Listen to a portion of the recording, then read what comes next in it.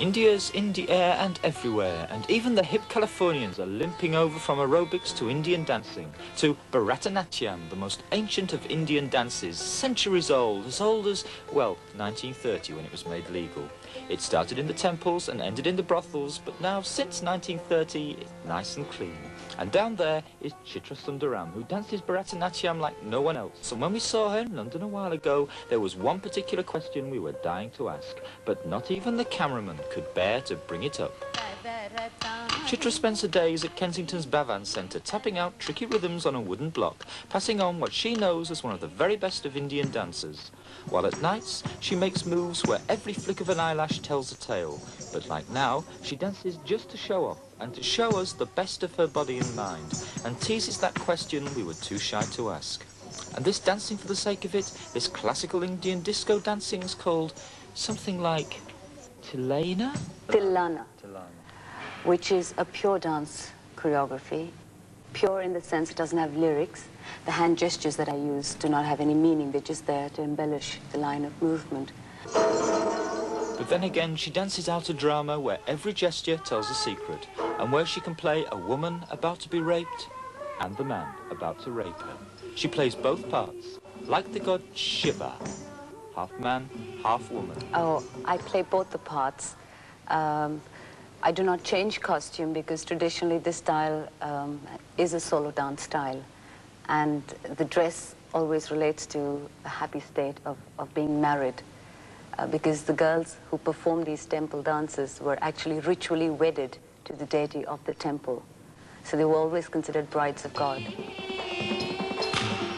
Now about that question. Draupadi is a woman about to be raped by the king, who's won her in a game of dice with her 5 husbands.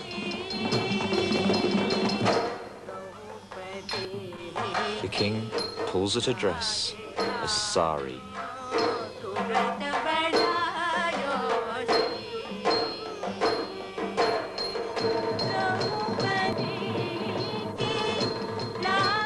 Draupadi prays to Krishna.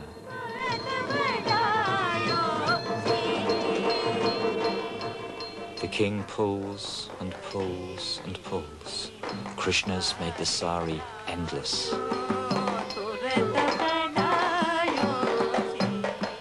The king collapses, tired out. Draupadi is saved, but not from men. And all this dancing is to honor the god Shiva, who destroys and creates with his 4 arms, 3 eyes, and his cosmic dancing. Sex and religion coupled together. And the question?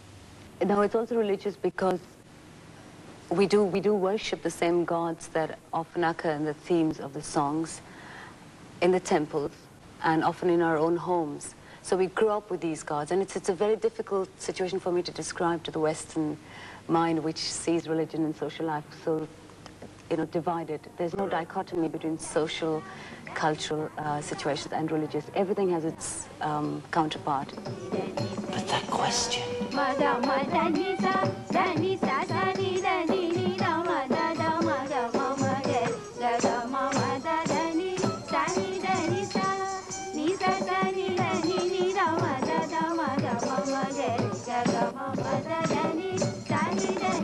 When girls and boys and men and women come to study dance with me here, they touch the ground and pray to the mother goddess.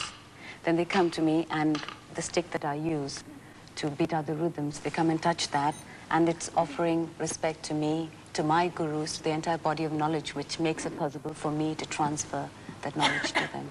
And do you still have lessons? Yes, when I go back to my teachers, one always continues to learn. So that's in India. You go to India for your lessons. Yes, I can't find anyone to teach me here. And now that question. Why do Indian women have a red spot in the middle of their head? I could give you a lot of fancy explanations, and I should just say it's now become a part of our makeup. But in dance, we have to use it, as I said, because we're playing bride. We are a bride, we're in an auspicious state. And it demands a red spot on the forehead. It's like a wedding ring. Yes, because widows are not allowed to wear that mark on their forehead. Sorry, that's not the right question, I'm sure. 17, take one. Now,